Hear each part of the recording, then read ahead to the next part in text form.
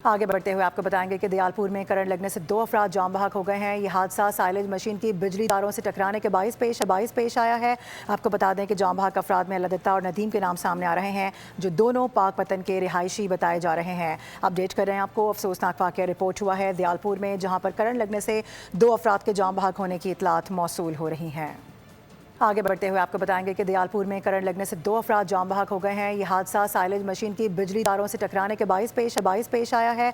आपको बता दें कि जान बहक अफराद में अल्लाह और नदीम के नाम सामने आ रहे हैं, जो दोनों पाक पतन के रिहायशी बताए जा रहे हैं। अपडेट कर रहे हैं आपको, अफसोसनाक वाक़या रिपोर्ट हुआ है दयालपुर में, जहाँ पर करंट लगने से 2 अफराद के जान बहक होने की इतलात मौसूल हो रही हैं। आगे बढ़ते हुए आपको बताएंगे कि दयालपुर में करंट लगने से 2 अफराद जान बहक हो गए हैं। ये हादसा साइलेज मशीन की बिजली तारों से टकराने के बाइस पेश आया है। आपको बता दें कि जान बहक अफराद में अल्लाह और नदीम के नाम सामने आ रहे हैं, जो दोनों पाक पतन के रिहायशी बताए जा रहे हैं। अपडेट कर रहे हैं आपको, अफसोसनाक वाक़या रिपोर्ट हुआ है दयालपुर में, जहाँ पर करंट लगने से 2 अफराद के जान बहक होने की इतलात मौसूल हो रही हैं।